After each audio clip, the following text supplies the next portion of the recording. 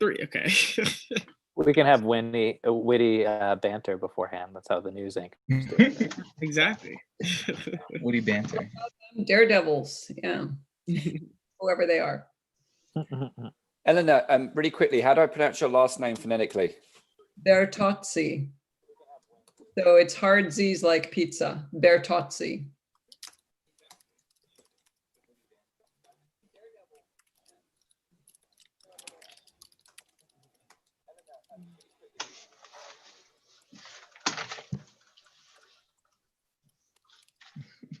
This is so funny. What? That question was the first thing that opened up the YouTube live. Yeah. I just saw it. Great. We know it works then. Okay, awesome. You know, So just, all right, everyone, just bear with us. We'll get started in like 5 minutes. Just giving a few folks some time to get in here. I don't know if anyone's had this, that the lag sometimes with I like Zoom or WhatsApp is so bad. I sometimes say, hey, say Peter Pan. And like literally 15 seconds later, someone will suddenly say Peter Pan. And I try and time the lag. Just got to decide where exactly they are. Yeah.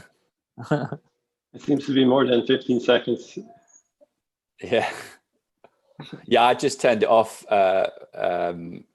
Bernard, because the lag is pretty significant. Yeah, it's also pretty distracting. So the beginning part of the video, is that going to be forever on YouTube? Yep, forever right now. I think actually in YouTube Studio, don't you have the ability to trim the beginning? You certainly can. Yes. Yeah. Maybe that's a thing. Yeah, we can handle that later. Maybe not a thing. Maybe do a thing. We do it. Yes. Okay. So yeah, Matt, you can start in 2 minutes. Bernard, how's your dog? Oh, I was muted. Yeah, so my wife is doing a job interview at the same time, and so I got the dog here so she would be quiet for her job interview, but that means she's the star of the show. Pipsy. Like, what am I looking at? She's like, yeah, she's trying to understand the fact that it's a Zoom call that is being connected to YouTube live, and you can name your company after, just like Zynga. Yeah. Pipsy. Pipsy Labs. Yeah.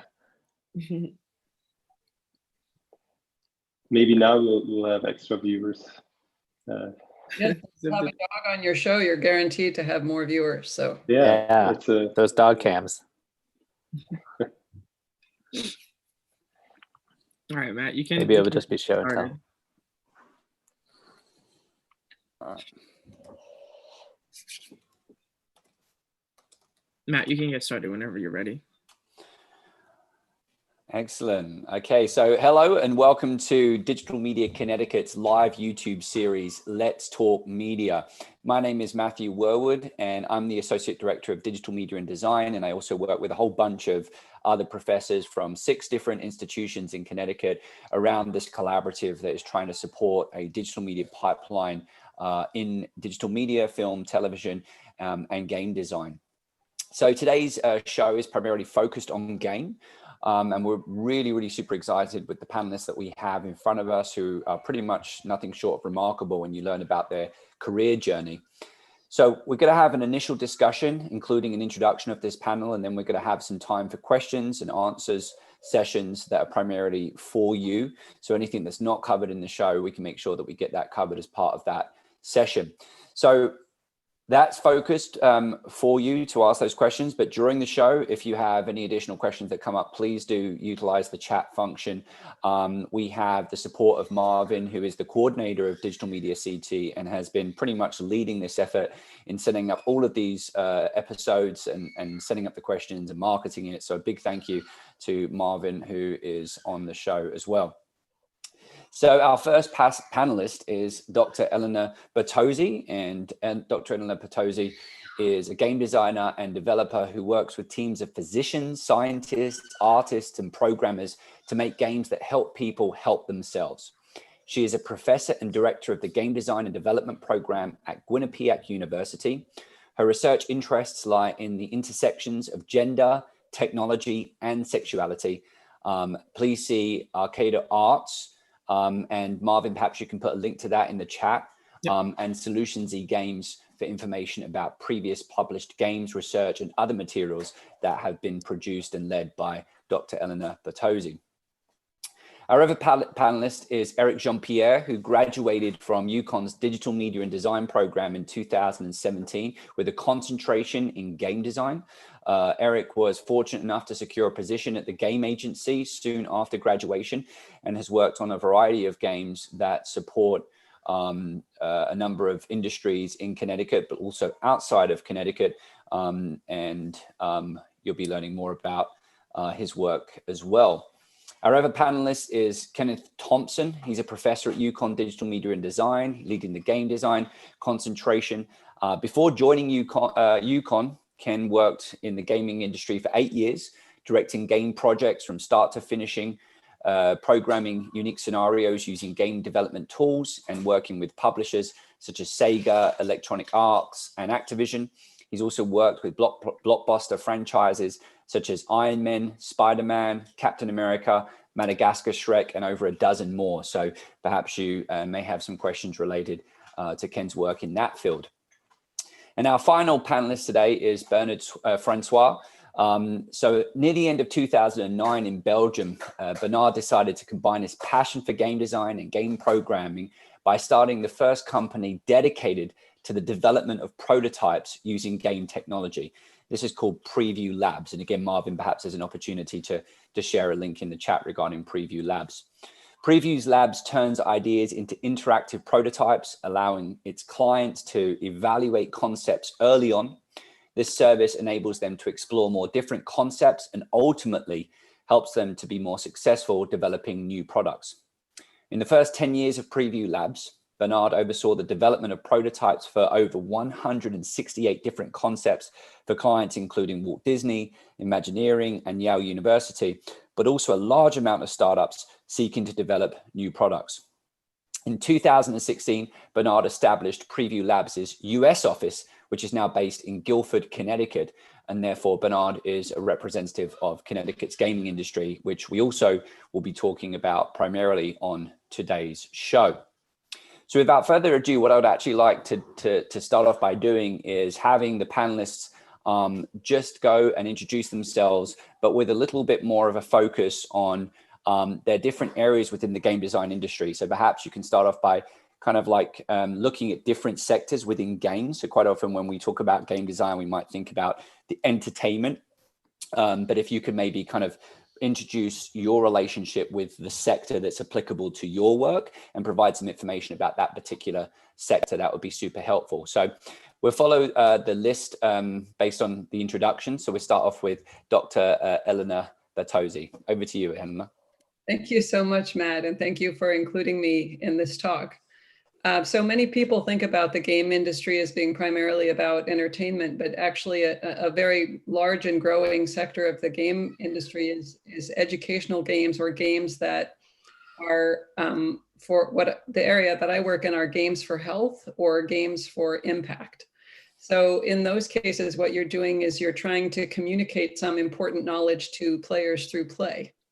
And for me, I've always been a feminist and a very politically active person. And so for me, a lot of the ways that we can empower people is by giving them knowledge that they don't have, that has been kept from them for some reason. And in my field, a lot of that knowledge is about sexuality. So how sex works, reproductive health, a lot of other things associated with that.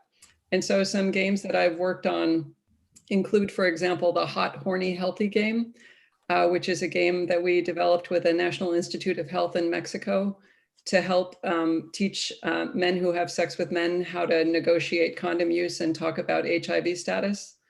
I've spent the last several years working on a big game in India, which is a game that collects data about family planning intentions. And we also have a section of that game that teaches people how different birth control methods work. So I'm really fascinated about how we can use games to change behavior. One of the things we're working on here in the next couple of weeks actually is an eco hackathon with Unity University. And that's an extension of a climate hackathon that we've held at Yale every year, where we encourage people to try to come up with interactive game-like interventions that help people learn what they can actually do to make an impact on the climate. Fantastic. Just one short follow-up, if you don't mind. When you talk about game-like interactions, what do we mean by the words game-like? Well, sometimes something isn't necessarily completely a game, but the way that you engage with it is like a game. And that engagement allows you to gather knowledge. So if I'm trying to preach to you, like if I'm trying to get you to do something, and I preach a lecture to you in some way, you're probably not going to change your mind. You're going to, be dissuaded. But if I give you an environment where you explore that environment, and in order to be successful in that environment, you learn something that I want you to learn, then you choose what to do with that knowledge. You've chosen to engage with it in a different way. You've learned it, and then you can decide how to execute it, as opposed to me telling you what to do. And especially for climate change, people have a hard time understanding how the things they do impact the world as a whole. They feel like it doesn't make a difference.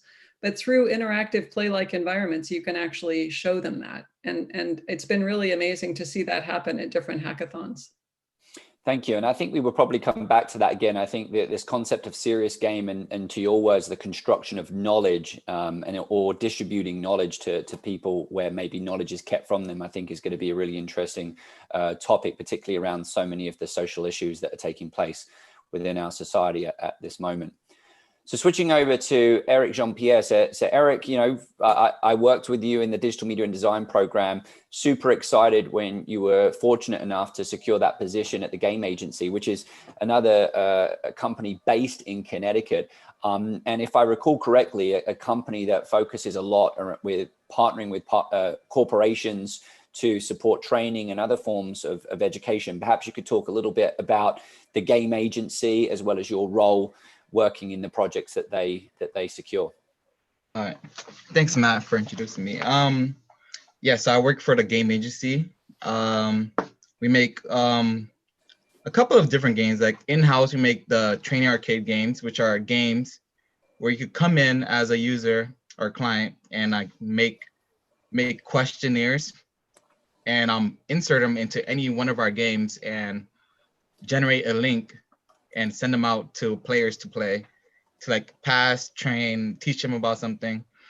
Some games that we have are like Jump, where you jump platform to platform. And the way that one works for questions is like every certain platform has a question box. And when you unlock the question box, you answer it. If you get it right, you get like a jump boost, which gets you higher into the game. Or if you get it wrong, you just continue on playing with no extra boost.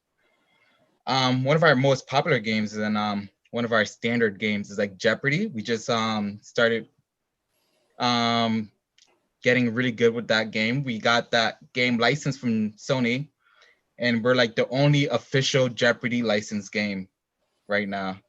And that one has been fun to work on. That one, we do we try like bring the Jeopardy game to wherever you are. So like it has double Jeopardy, like first round of Jeopardy, second round, daily doubles, and final Jeopardy.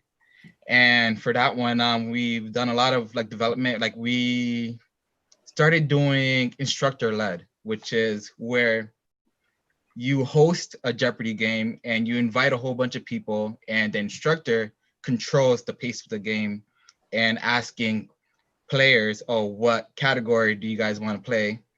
And going along with that. And like my role in the Cheney Arcade, the game agency, is I'm a programmer, and I work on bugs that clients report and features that clients might have or like that we might actually want. And that's pretty much it. Yeah, just bugs and features for our games. My takeaway from that, though, is similar to what was discussed with Elena, is this idea of integrating these game-like experiences to provide an alternative way of educating or training an end user. Is that a fair assessment? Even though different fields to a certain extent, and we can maybe talk about that a little later. Yes. Same concept. Is that fair? Mm-hmm. Exactly it. Now, while we've got you here and talking specifically about your journey, if you don't mind, I think there's probably a lot of students who are listening are saying, well, I would love to come out of college and immediately go and start working in a game company. Can you talk a little bit about your responsibilities within the first 3 months or 6 months working at the game agency, and maybe kind of like align that to kind of like your preconceived notion of working in game and how that may have changed as a consequence of that experience? Well, since I graduated, I wanted to be a programmer specifically in the game industry, and for TGA, the game agency, I had to first learn what technologies we're using, which is like Angular, JS, which is like the framework that we use, and Node.js and like JavaScript. And I had to learn all of that. I like literally took like 2 months to like sit down and like actually learn all the little fundamentals of like those two frameworks. And then afterwards I started working on small parts of the game. Like first I started working on Jump as my beginner one game to teach me how to code other games. And after that, I started like branching out to other games and like doing little stuff there, other games, learn little stuff there. And I think after 2 years like of working there, I finally understand more on how everything works. But what that does, I think, highlight is the continued learning and professional growth that takes place after graduation.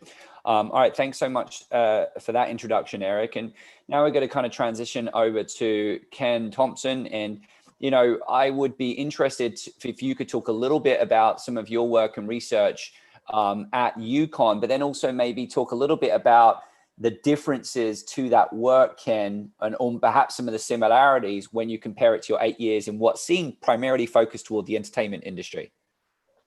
Yeah, absolutely. So like you mentioned, I worked in entertainment. I did a lot of movie tie-in games for a while, and I really enjoyed it. I loved creating the first Captain America game that came out. There was a lot of Spider-Mans. I was on Spider-Man 3, but Captain America, that was the first time anyone really made a game for that character. But after a while, I wanted to become independent and start working on games that maybe are not so much in control of big, creative studios like Marvel or DreamWorks, and instead tried to partner with people to make other games. So I worked on a game called Space Chem, like space chemistry, and that was a really fun puzzle game. I also worked on, while I was independent, a project for kids who are in long-term healthcare facilities for, cancer and other long-term care. And it's a physical therapy game that was with the Connect. And I found working on games that helped other people was really satisfying. And when I found an opportunity here at UConn to kind of come on board as a faculty member and kind of stretch my research wings, I came here looking for an opportunity to create a game, to create experiences that would communicate, important humanities concepts out to the world, things that might be a little bit more important. And as you may know, Matt, but not many others, UConn is home to the Nuremberg trials paperwork, which was donated by Senator Dodd. And with this paperwork, the Nuremberg trials being a time right after World War II when we put Nazi war criminals on trial. And that was the first time the world heard about this crime called crimes against humanity. So my work here at UConn has been to pursue funding from the National Endowment for the Humanities to kind of bring those humanities topics to life and in an interactive way. And that's kind of the thing I'm tackling right now, and waiting for phase 2 funding as well from the NEH. We'll hopefully hear by the end of December if everything goes well.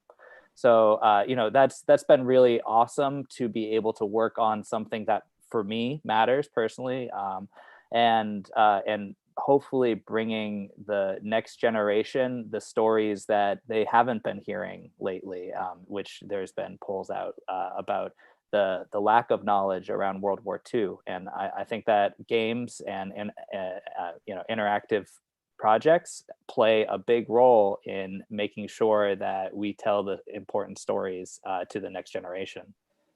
And I think it's really fascinating that you kind of reached a point in your career where you kind of, you know, obviously you were satisfied with the work that you were doing within the entertainment industry. Perhaps maybe it had a core value, but there was a point where you began to transition and say, okay, I'm a game designer. How else might I use these skills to better society? And again, to a certain extent, keeping with what was referenced earlier with Elena, this idea of construction of knowledge that might lead to behavior changes in society as a consequence of having more information about current topics, perhaps in Elena's situation, or in your example, can past topics that still significantly influence what's taking place today.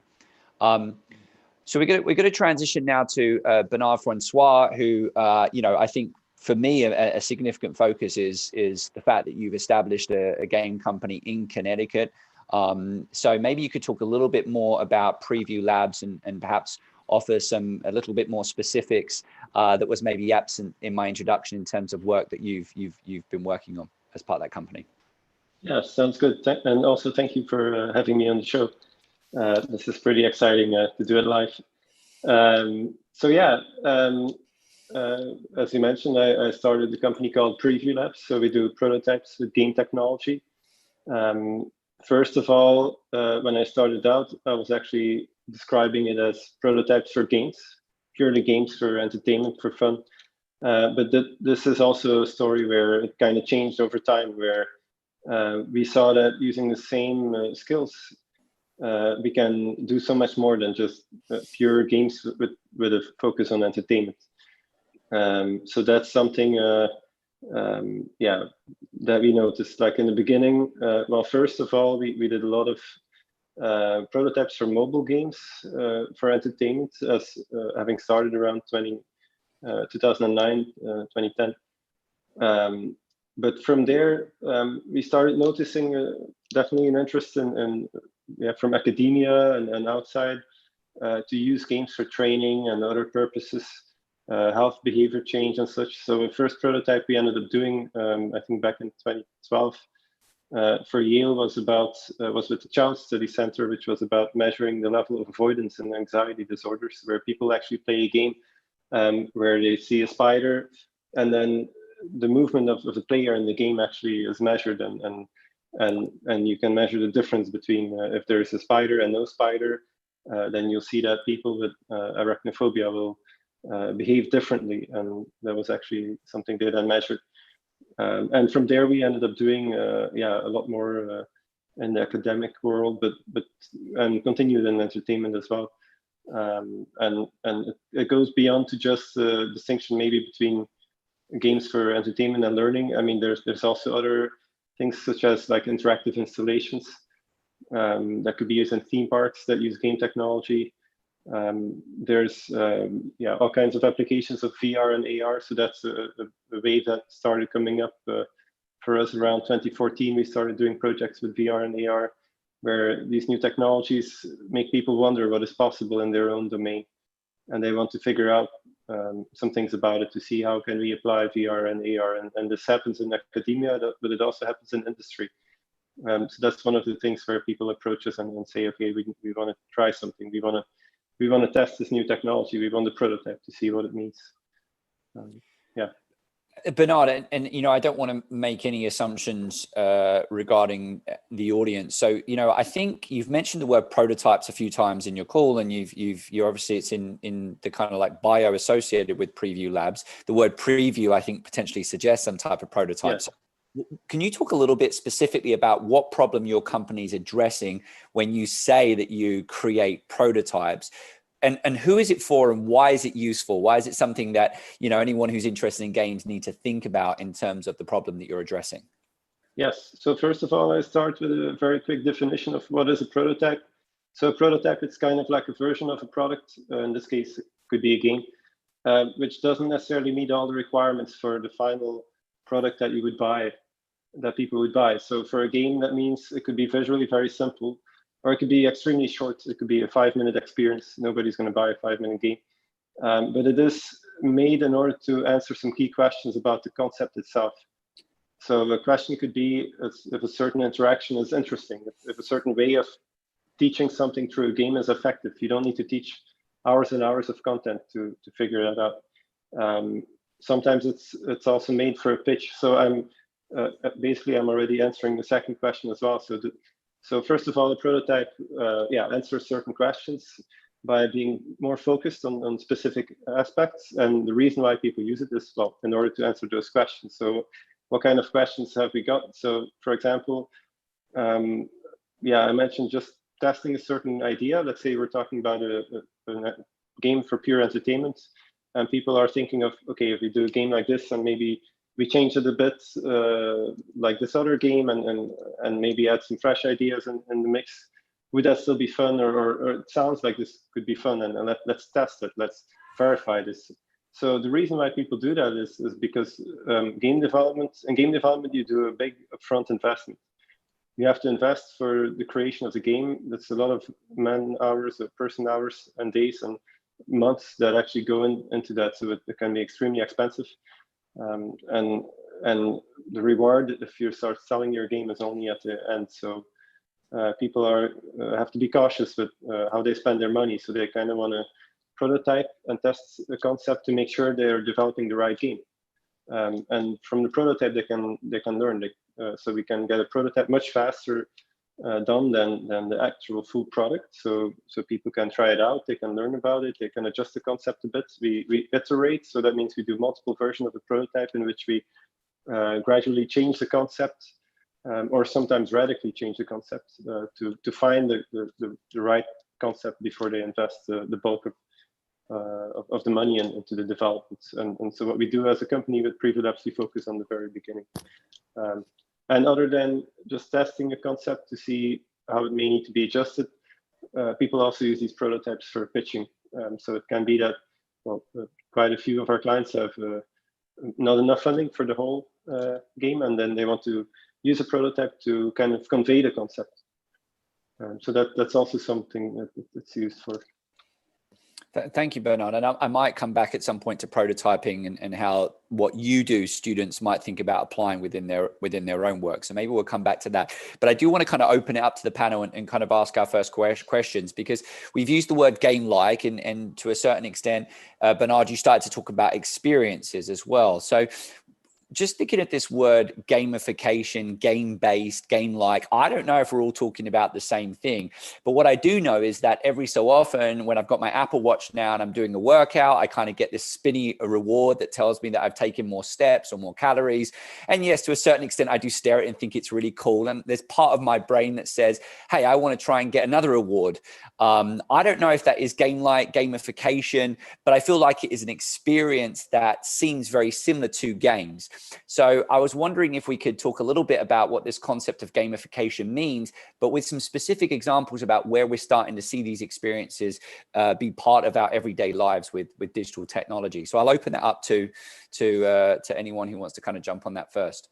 Yeah, maybe just to quickly jump on it, like one way of looking at it when we're talking about gamification. Gamification is basically using elements from games. So you're not necessarily you can't necessarily call it a game in its entirety. For example, talking about the Apple Watch and workouts, and it's giving you certain cues and visual information that could be interesting.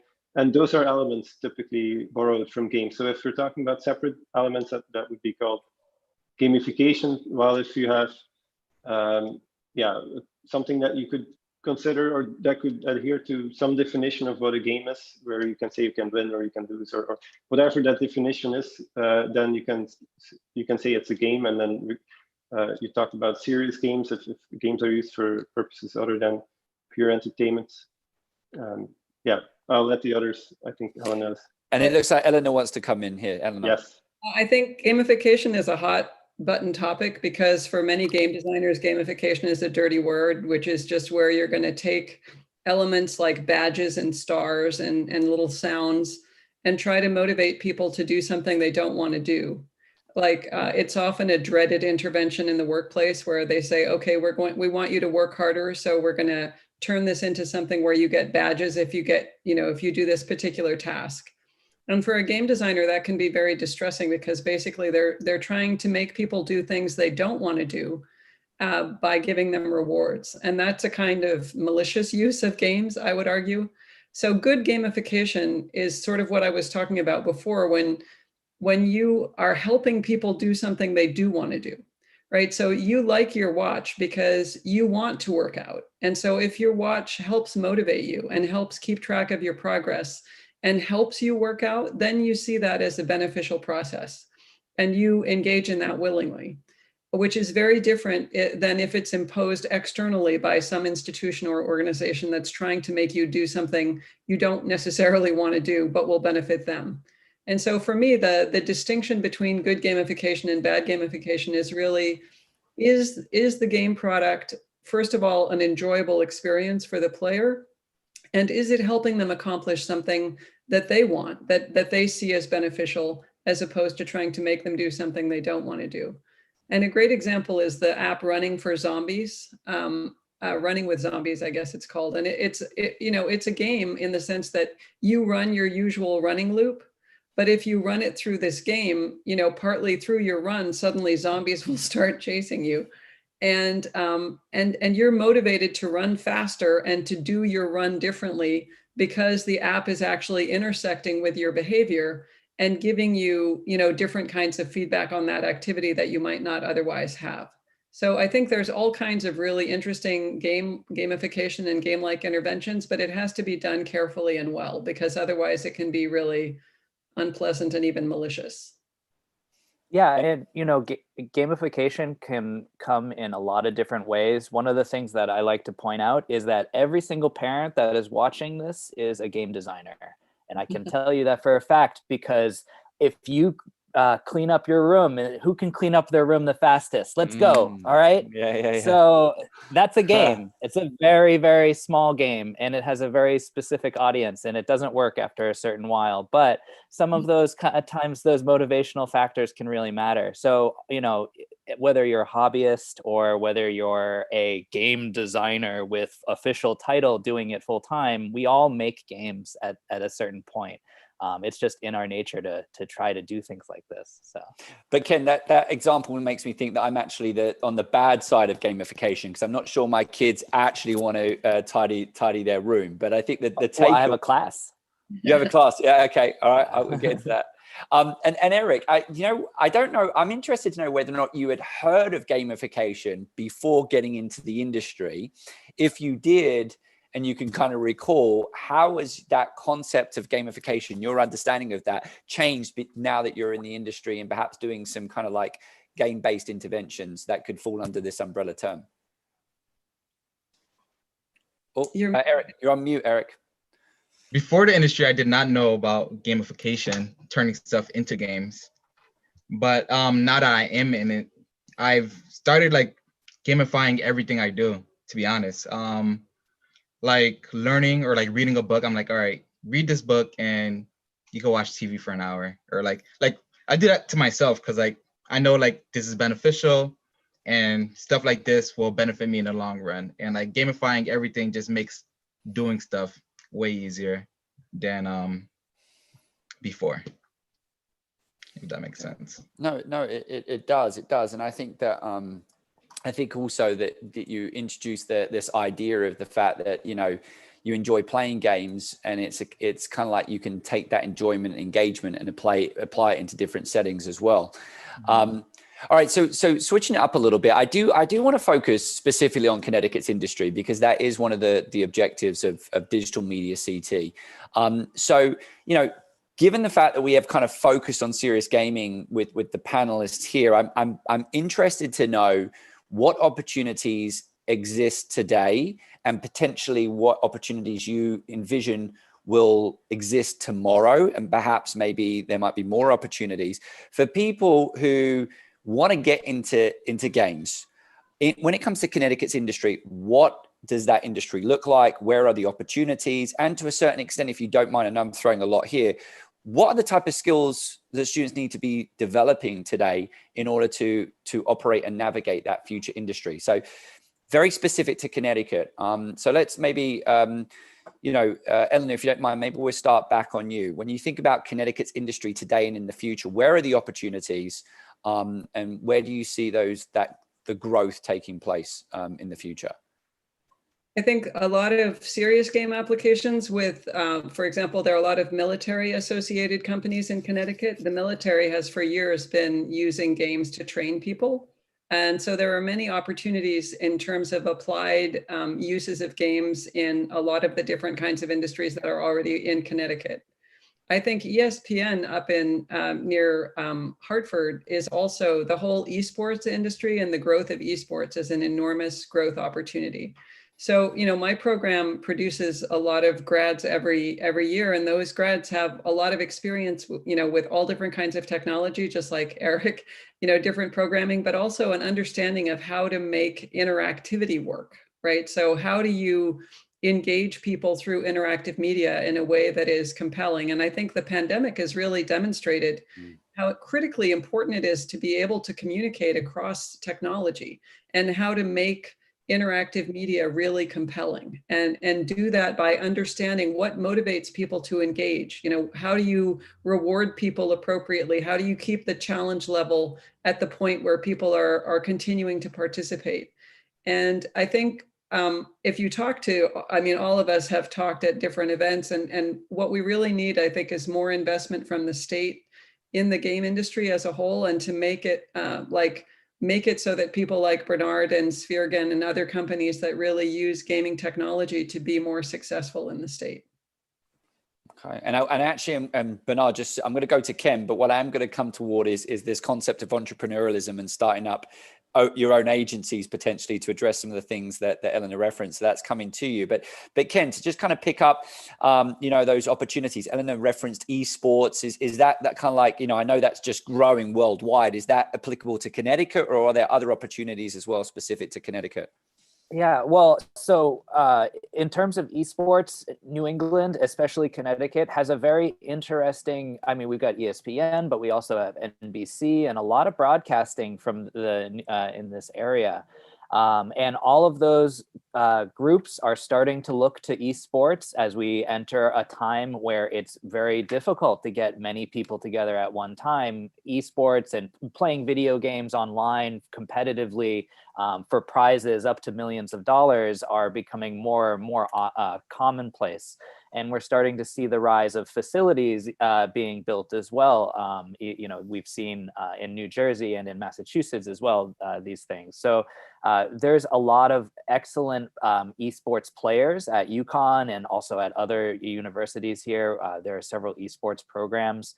And the kind of opportunities that we're going to see are, I'd say, this is one of those times where there's no job description yet, or there's no job title. There's a job description of what it is that you need to do, and you need to be able to think on your feet and be able to communicate with clients and with a lot of different people to kind of put something together. But you know, the video game industry surpasses the music industry in terms of how much money it takes in. It surpasses movies.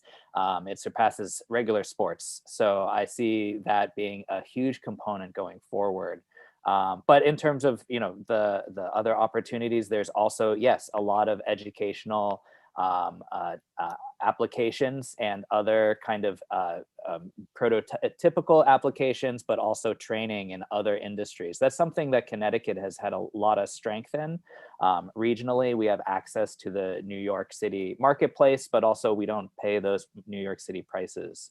And software developers, I think once, as they start leaving bigger cities, they're going to start finding places like Connecticut is a really great place to come develop software. And they're already here as well, just in different industries. So, okay. And Bernard, you know, like, so you've established an agency, which I think to a certain extent is working on some of the games that Ken and Elena are talking about. You know, how easy is it? How might one go about it? Do you see opportunities for, you know, future graduates to kind of say, I'm going to go and start my own agency? What type of things would you kind of say to those type of students that might be kind of thinking about that? And do you think Connecticut has an opportunity for that type of growth, these kind of entrepreneurial endeavors in game design? Yeah, I would say definitely. Well, first of all, the games industry, it's an international thing. It's not like, well, you can make games from anywhere. So if you're in Connecticut, yeah, you don't have to worry. It's possible, especially if you start your own company. Yeah, you can, of course, start by finding an employer and a place where you can work, but you can also indeed start your own company, and you can definitely do that from Connecticut. So there's no reason why you wouldn't be able to do that. and so you collaborate overseas, right? Yeah, we collaborate overseas. We work with clients also on the West Coast. So there's no problem in terms of working internationally. So nowadays that's even more true than before. More and more people, as you know, getting used to this kind of calls. So that actually only expands your market. But yeah, basically in Connecticut, there's some games industry, a few companies, as you know, the game agency, Preview Labs, SphereGen using AR technology like the Microsoft HoloLens. And there's probably some other companies that we haven't heard of yet that are already applying game technology in our state. But from there, as I moved into the US back in 2016, I noticed that there's not really an association for the games industry. So that's what we started basically. So we came together with a number of parties, including UConn and Quinnipiac University, and so we all came together to start Game Dev CT to give a platform and an opportunity for people to meet each other, where we do mixers every month, which are currently held on Discord. So what we see is there's a lot of potential for sure with all the students coming out of these programs. We're also a state in the middle of in between two big cities, New York and Boston, where people from Connecticut end up working. But at some point, if we encourage them to socialize and get together, maybe start some hobby projects, from there we can start. I feel confident there is a lot of potential to start new companies developing their own games. And I think, you know, it's actually, I reflect back, I'm like, that was a really silly question, because of course, COVID and where we're at today, it doesn't really matter where you're based in terms of your capacity to engage clients from all around the world. And Bernard, you're a perfect example of that. But I think going back to what Ken said, it sounds to me that you know, you don't have to travel very far from within Connecticut to tap into talent and also to access two massive cities, with us being sandwiched between Boston and New York. Am I right in thinking it's maybe a case of just kind of identifying, do you feel like there's a need to specialize in a particular area for students? So specifically, we've referenced military and training, but we've also referenced kind of like making behavioral changes to better society. We've spoken about education gains. We've spoken about increasing motivation, perhaps for students during a time of COVID. Is there like a generalist game designer that can kind of specialize in all of these different fields? Or do you think, you know, for example, I'm thinking the 3D industry, when you're kind of transitioning into 3D movie industry, typically you specialize in a particular area. Do you see those same type of specialties brewing within Connecticut's industry? Well, you know, go ahead, Elena. Oh, yeah, I just wanted to say that we've recently changed our curriculum so that it's possible for students to be much more flexible in terms of how they design their major. So in the past, we had, sort of fixed tracks in the major, but now we've changed it so that, everyone does a core of courses, but then they have enormous flexibility to decide, do they want to focus on applied games? Do they want to focus on game audio? Do they want to focus on programming? And then really provide them with a strong skill set in that concentration. And then the real key is a lot of experiential learning opportunities in that area. So we want people to go out and work. For example, the Play to Prevent lab at Yale, the Play for Real lab at Yale, those are places that are really using games in interesting ways. And our students are lucky to work there with those scientists to produce those games and really assess how well they work. We also have interns at Sphergen. And the thing is, the more real world opportunity you have for experience and actually building out the things that you're trying to do. And I think all of the universities in Connecticut really focus on, giving their students a core skill set and then also the opportunities to practice those skills. Yeah, and depending on what it is that you want to do, so like the movie industry, video game development is a huge umbrella of different types of people and different skill sets. And some games have no story. Some games have books and books of storyline. So some games might not need a writer, and some might. The things that I tell students is to become a T-shaped person, to become very much in depth in one area of focus, but then also understand what your colleagues are going to do and how they do their job so that you can interact with them. And you're going to find your home somewhere out in the video game industry. And it depends on what it is you want to do. Michael Bay, he used to shoot music videos before he shot the Transformers movie. So the skill sets that you have in game design are similar. The way to take apart an idea, to understand how a system works, to balance it, to add an extra rule to make it more fun or to make it less fun. If you've ever played any sort of poker, there are so many different kinds, and they all have a different kind of play style, and there's popular ones and not. So those kind of basic skill sets and those core skill sets are found by experiential learning, by working hands-on on projects, whether they be entertainment projects or internships with preview labs. And this is something I always recommend for any student, is work on your own things. And if you want to be the next, horror movie or horror video game person, if that's the niche you want to carve, that's excellent. And as you get practice in a certain area, you'll find that you'll have more work and you'll be able to take that part of the medium farther. I came from side-scrolling platformers like Mario, so a little character that runs across the from one direction to another, and so many of the games I've worked on are side-scrollers, and I would say that I'd be more expert in making a game like that than and I would be learning more, which I also love to do if I'd be working on something that is less in that vein. So.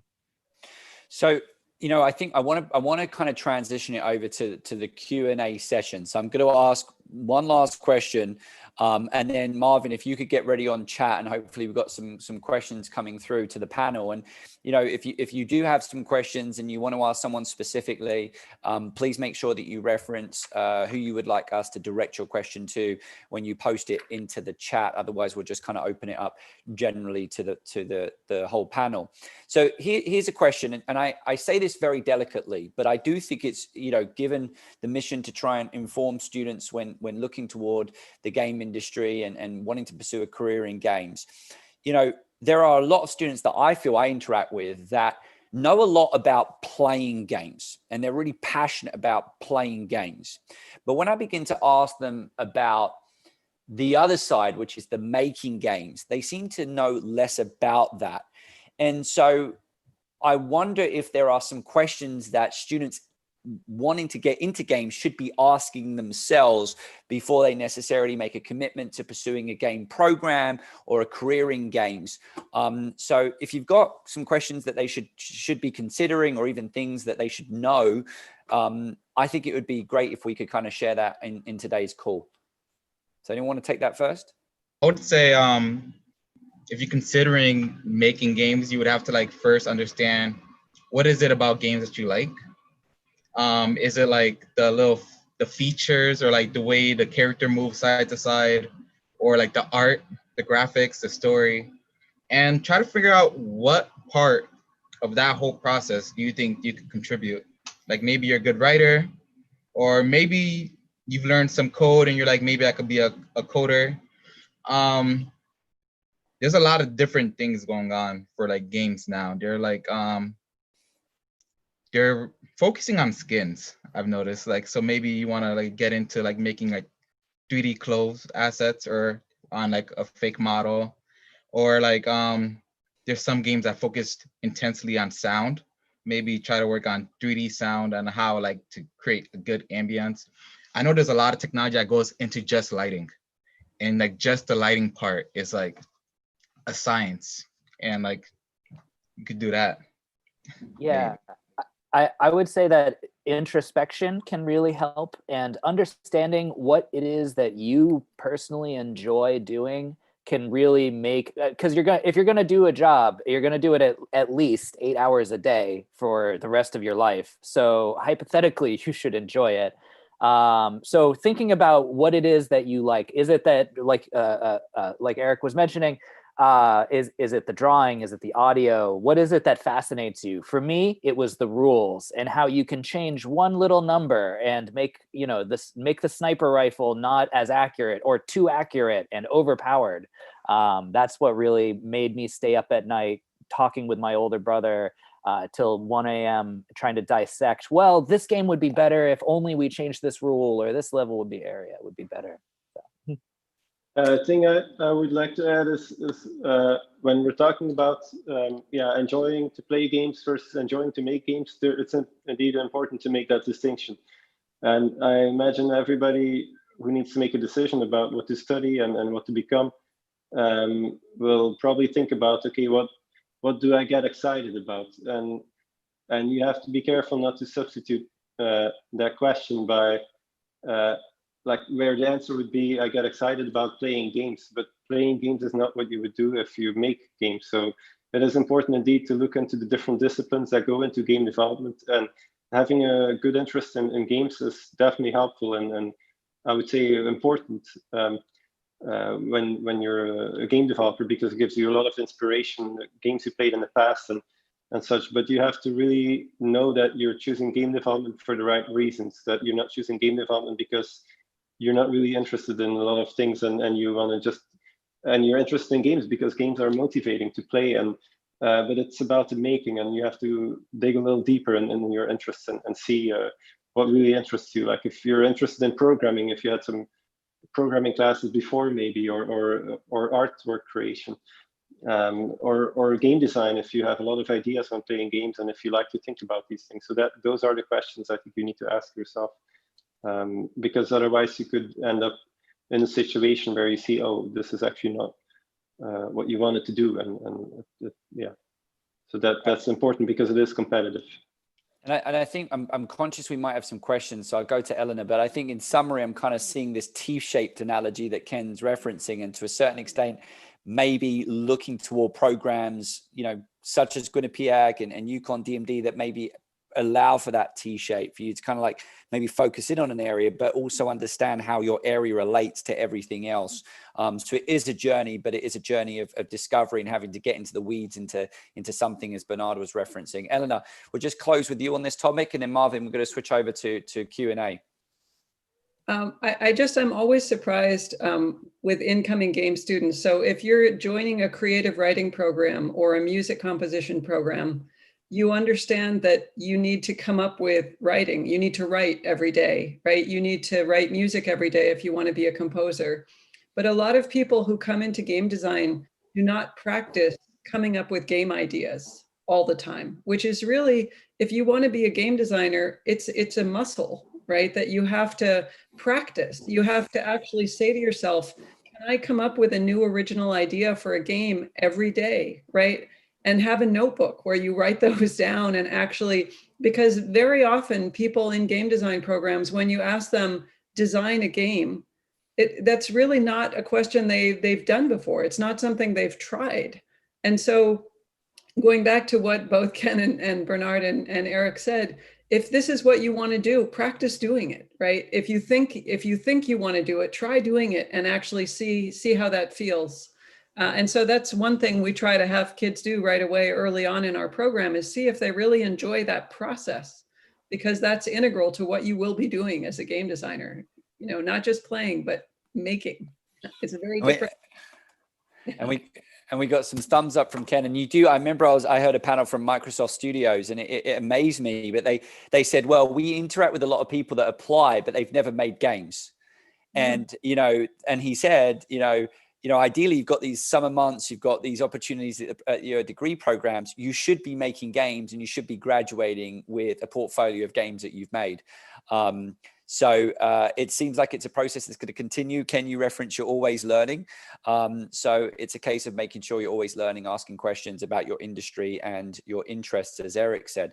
So Marvin, what questions do we have? And if you don't mind, I'm going to quickly take a selfie of everyone as well while we're here. So everyone quickly, everyone give a quick hands up, smile, wave.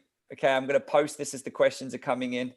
All right, so Marvin, why don't you ask the questions? So as of right now, we don't have any questions, so we can certainly continue the discussion. But I kind of wanted, I have one myself actually, because you guys have talked a lot about the background of how to make games and all of that. Let's say I was a student who was coming in and I was interested in game development, but more so on the business aspect of it, in terms of speaking with a client. Or getting clients to come in. You know, if I was someone like Bernard, I wanted to gain new clients or work with new clients. What are some of the basic knowledge? What are some basic things that I need to know? Is there a language that I need to speak? You know. So what are some of those things that I would need to keep in mind? So more business related or communications, marketing related. Anybody can take this. Yeah. You know, there is a lot of business that goes on in the video game industry, right, including business people. So there's the people who make the game, they're the developers. And then there is often an entire another company, Activision, EA. They're full of business people and marketers and lawyers, and their job is to make the game work in the industry, to sell it, to get it printed, to get it shipped. All of those are, and I have an undergraduate in business management. All of those things are kind of the run of the mill, like how do you print 5,000 things at once? And what are these business concepts? However, it's really important to know how the industry works. And as well, especially in a business setting, if you don't understand the capabilities or what's possible, you could either ask for too little or ask for far, far too much and stress out your team either way. So it's really important to both be able to have those regular businessy skills and, you know, be able to balance your checkbook. But if you don't know how to utilize your team properly, then you're going to be in a bad way. I would like to add to this that what I would definitely recommend in order to get that industry sense is to do a lot of networking. Just talk to a lot of people in the industry. There's a lot of online events that you can do right now that are going on all over the place. So there's a lot of events where to talk to people. And then in terms of your question about finding clients or people that are going to pay for what you do, that of course depends on what kind of company you are. If you're a B2B, business-to-business company where you're providing a service that is related to game development to other businesses, for example, developing games as a work-for-hire kind of business versus a B2C where you're making your own game and you're selling it directly to the consumer. So I would say there's one tip for each I would like to give. Like in B2B, what's really important is following up with people.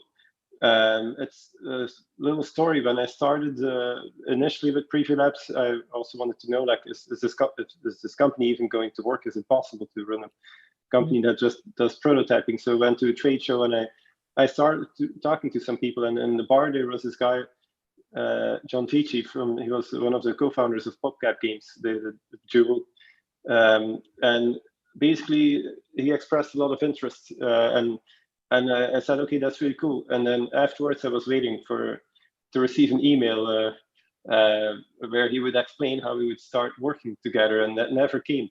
And then I couldn't also reach him. So I would say follow-up is very, very important. Like, you have to really be on top of it. You have to get their phone number. You have to call them, text them, whatever works. But following up is really important. It's not going to just come to you, especially when you're starting out. So that's my tip for B2B companies. And then for B2C, when you're making games for gamers, and yeah, based on of your own effort, maybe spare time or some money that you raised. But what's really important there is marketing. A lot of people start their own games company, or they make their first game, and then they just release it on the market, which literally just means just put it online so people can find it if they search for it. But nobody's going to find it. You have to really promote it. You have to network with the press. You have to get to know people, have meetings with people that write about games, just so they know you and they know a bit what's unique about your game. So by the time you send out an email to all the press, that you get some coverage, for example. And so, and of course, this is just one example, but in general, I would say for B2C, marketing is really important. Don't forget about it. Don't, even if you really like to make games, you still have to be able to sell it, to sell your game. And a lot of effort goes into that. Sometimes that effort is similar to the amount of effort that goes into making a game. So that's important. Yeah. Oh, Eric, you want to add something? I'm not part of marketing, but I do know that my company does a lot of webinars where we like show off a feature of our game, or like one of our games, or like the back end of how to use that. And they also go to a lot of like little events, like DevLearn. We go to DevLearn a lot, like every year. We do there's an event in Las Vegas that I know they go to like every year, and we like also enter competitions.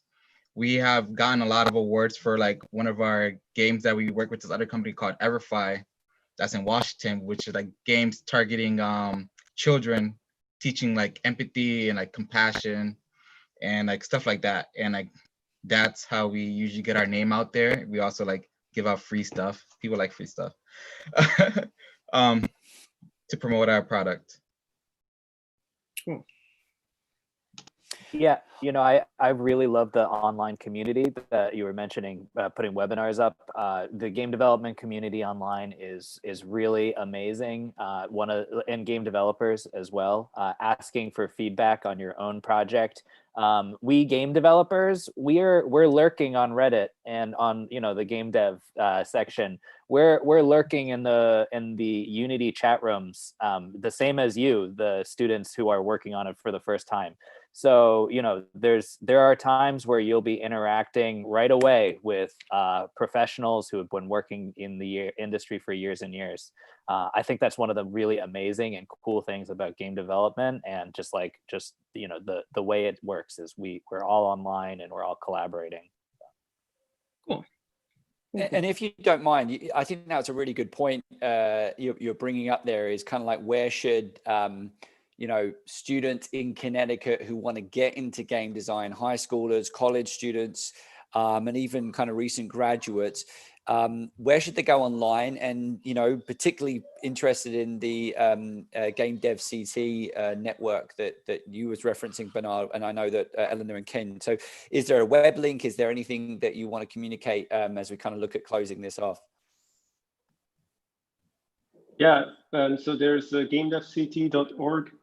If you go to that link, you can register to the mailing list. There's also a link to our Discord channel. So I would say the Discord channel is a main resource where you can also just reach out to people and ask questions about game development.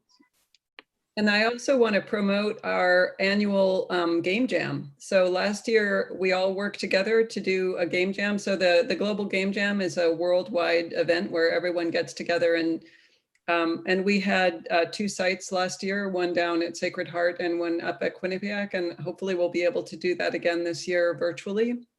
But game jams are a really, really wonderful opportunity for people to learn how to make a game in a short period of time. And for me, one of the things that's wonderful about, game development is the community of people who develop games is so great. I mean, people will come together in a room, they've never met each other before, and 15 minutes later, they've formed teams around an idea, and then they spend the next 48 hours building a game. And it's just amazing to watch. You learn how to do teamwork, you learn how to collaborate with people, you learn how to share resources. Teams will help other teams. It's just, and then, everyone posts their games, and then people can do feedback. So there are not a lot of industries where you can make something yourself on your computer and publish that and have thousands of people around the world interact with that in a meaningful way and give you feedback, the way, game development allows you to do. So, I mean, and other interactive media as well. But I think like the game jams, Game Dev CT, I just posted there our website if you're interested in seeing what an academic game program is like. So it really is, I think I say, I have the best job in the world. We play games, we research games, we build games. It's really an exciting field, and so much is happening in it. New technology always starts through game development. Augmented and virtual reality, I think, are maybe finally emerge from the shell that we've been talking about them for years and years without actually really seeing exponential growth in that field. But I think the pandemic and a lot of other things coming together means we're finally going to see widespread AR and VR gaming in the next couple of years. And it's a hugely interesting thing, and it's exciting to be part of it. I definitely also agree about the point about the game jams. It's just a phenomenal experience. And also, if you're not sure whether you want to pursue a career in game development, it's definitely a way to kind of see what goes into the development of a game. Even if you don't have the skills yet, or you have some of the skills, you can totally work together with other people on a game during a game jam and get this kind of first-hand experience about what it means to develop games. And if you're even chomping at the bit right now and trying to get out there, one of the things I found about Connecticut in general, but I live here, I live in Manchester, Connecticut, right in the center. And we have so many board game communities. Not only does my library have a board game community where right now it's a little bit more digital, but where they get together many people, or the Portal or Elm City Games in New Haven. These are places where you can, even though it's where board games are played and purchased, you can bring your own ideas there, and you can say, hey everyone, I've got this new card game. Would you like to try it out? And there's a lot of people who will say, yeah, I'm really into that. So I think that's one of the strange gems when I moved to Connecticut that Connecticut offers. And I came from Seattle, where there's a lot of board game stores. And so I think that community as well, that's really the kind of fundamental place where games begin, at least historically. So now we have got digital stuff, but board games as well have been around for a while. Great. Well, listen, I think we're going to have to end it there because we're about out of time, and I think that's a great way to finish. So I'd obviously like to close to thanking the panelists of today's event for sharing their experiences, insights, and advice with us this evening. Thank you so much. But also thank you to all the other work you seem to be doing to try and support Connecticut's industry, from the Global Game Jam to Game Dev. And hopefully people watching this video will be able to easily tap into those resources. For those of you who are watching us, please kind of like share the link to this episode and continue the conversation. I think all of us are on Twitter, or our respective programs are on Twitter. So please tag us into that. Also, the handle Digital Media CT is another thing that I'd love us to kind of like utilize as we engage in this conversation.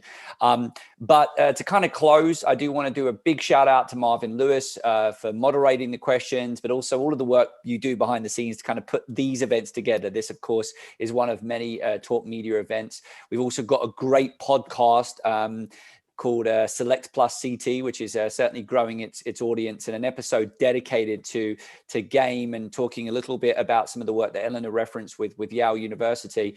So if you're interested in any of this stuff, my suggestion to you is just follow Digital Media Connecticut on YouTube, Twitter, Facebook, Instagram, and anywhere else, and you'll be able to access all of this content.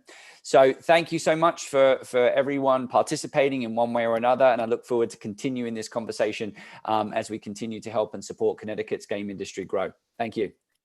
Bye. Thank Thank you you. very much. Thank you. Bye-bye. Bye.